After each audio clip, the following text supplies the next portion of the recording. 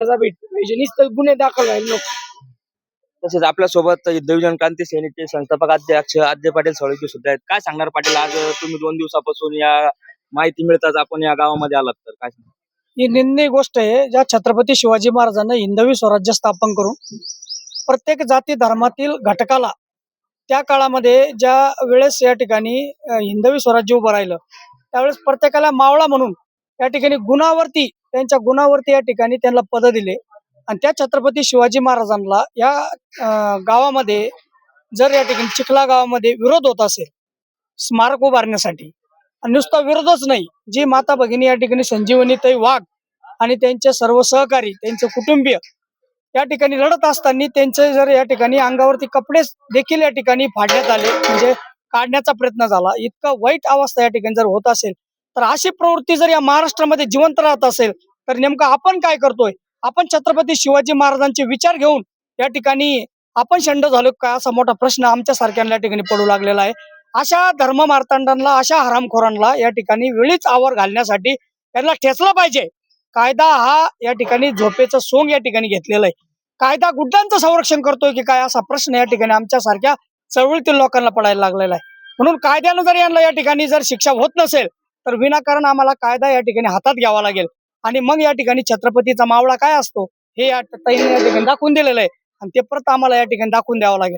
म्हणून जी ताईंनी या ठिकाणी मागणी केली ती रिस्तर मागणी आहे की ज्या हरामखोरांनी या ठिकाणी जे ताईवर या ठिकाणी त्यांच्या कुटुंबावर हल्ला केला, छत्रपती शिवाजी महाराजांच्या स्मारकाला विरोध केला, आणि ते जर या ठिकाणी मोकाट फिरत असतील, तर या ठिकाणी गृहमंत्री देवेंद्रजी फडणवीस, मुख्यमंत्री ते देखील आहेत देवेंद्रजी फडणवीस, उपमुख्यमंत्री एकनाथजी शिंदे साहेब, या सर्वांना या ठिकाणी विनंती आहे की तात्काळ या ठिकाणी हे सर्व लोक अटक करून, आणि हा व्यक्ती इथला गावचा प्रथम नागरिक आहे, सरपंच आहे, आणि अशा व्यक्तीने हे कृत्य करणं म्हणजे निंदनीय आहे. त्यामुळे तात्काळ या सरपंचाचं पद या ठिकाणी रद्द झालं पाहिजे. अन्यथा हा लढा या ठिकाणी महाराष्ट्रामध्ये तीव्र झाल्याशिवाय राहणार नाही, आणि कायदा आम्ही सारख्या हातात घेतल्याशिवाय राहणार नाही. आम्ही तिथं हे जे हरामखोर जिथं दिसतील तिथं आम्ही याला ठोकल्याशिवाय राहणार नाही. आणि महत्वाचा मुद्दा म्हणजे, एकदा झालं या गावामध्ये ताईंच्या विचाराचे जरी संख्या कमी असली, परंतु त्यांच्या आडनाव वाघ आहे हे ध्यानात ठेवा. या वाघासारख्या त्या लढल्या, आणि जर यांच्या नादाला लागाल तर महाराष्ट्रामध्ये या ताईसारखे असंख्य वाघ आहे, आणि ते इथं आल्याच्या नंतर तुमचं काय होईल या लांडग्यांचं, यांनी यांचा विचार करायचा. म्हणून या लांडग्यांनी त्यांच्या अवकातीत राहायचं, नाद करायचा, पण छत्रपती शिवाजी महाराजांच्या वाघांचा नाही, हा यांना इशारा देतो. आम्ही रात्रीपासून या ठिकाणी गेल्या आता आलेलो आहे. इथंच आम्ही स्मारकापायी होतो, पोलीस प्रशासन होतं, 2-3 पोलीस प्रशासनाने तर असं केलं, वर्दी तुम्हाला या ठिकाणी जनतेच्या संरक्षणासाठी दिलेली आहे, तुम्ही ते वर्दीचा गैरवापर केला की तुम्ही जे हमला करत होते त्यांना नाही धरलं, ह्या ताईच्या रक्षणासाठी जे पुढे चालले होते त्यांना त्या पोलिसांनी धरलं. त्यांच्या सुद्धा वर्द्या उतारल्या पाहिजे, त्यांचा सुद्धा कायमस्वरूपी त्यांचं निलंबन झालं पाहिजे.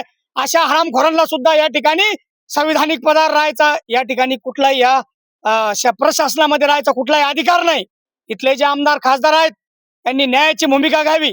छत्रपती शिवाजी महाराजांनी कुठल्या एका जातीसाठी, एका धर्मासाठी केलं नाही, 18 पगड जातीला घेऊन स्वराज्य उभं केलेलं आहे. आणि त्यामुळे या ठिकाणी छत्रपती शिवाजी महाराजांच्या स्मारकाला, या ठिकाणी कुठलंही स्मारक बघा, छोटं स्मारक होतं, छत्रपती शिवरायांच्या मावळ्याला भडकवलं तर स्मारक बघा वरती मोठं झालं. म्हणजे तुम्ही आम्हाला जितकं दाबाल तितकं आम्ही उसळू, हे या ठिकाणी ध्यानात ठेवा. म्हणून या ठिकाणी एकच इशारा आहे की तात्काळ शासन आणि प्रशासन निर्णय घेऊन या ठिकाणी इथं मोठं स्मारक इथं सुशोभीकरण करावं. इथल्या स्थानिक आमदारला आव्हान आहे की इथल्या स्थानिक आमदारांनी आमदार निधीमधून या ठिकाणी ह्या सुशोभीकरणासाठी या ठिकाणी भरगच्च निधी दिला पाहिजे, आणि सरपंचाचं या ठिकाणी तात्काळ पद गेलं पाहिजे, जे आहे त्यांच्यावर कारवाई झाली पाहिजे, जेवढे दोषी तेवढ्यावर. आणि पोलीस ते जे 2 पोलीस होते, 2च होते ना इथे, जे देश संरक्षण करत समोरच्याचं म्हणजे समोरच्याचं गुंडाचं संरक्षण करत होते, हे तात्काळ निलंबित झाले पाहिजे. एवढी या ठिकाणी मागणी तर राज्यभर आंदोलन उभे राहतील. आणि ज्या ठिकाणी नुसते आंदोलन येतात, नुसते निषेध आंदोलन, कॅन्डल मार्च हे काढून आता सगळेच थकलेले. आता यांना दांडे घेतल्याशिवाय पर्याय नाही, आक्रमक आंदोलन होणार आहे. आणि केलेले आम्ही नुसती बोलाची भात आणि बोलाची कडी बोलत नाही.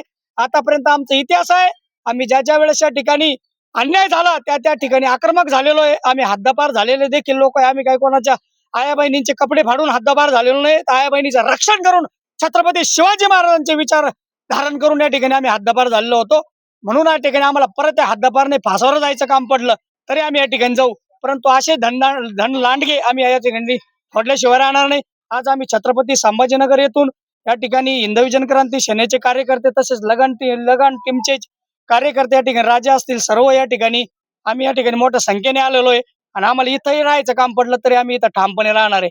अशा भूमिकेतून आम्ही आलेलो एवढंच या ठिकाणी सांगतो आणि थांबतो. धन्यवाद. जय हिंद, जय शिवराय. छत्रपती शिवाजी महाराज की हर हर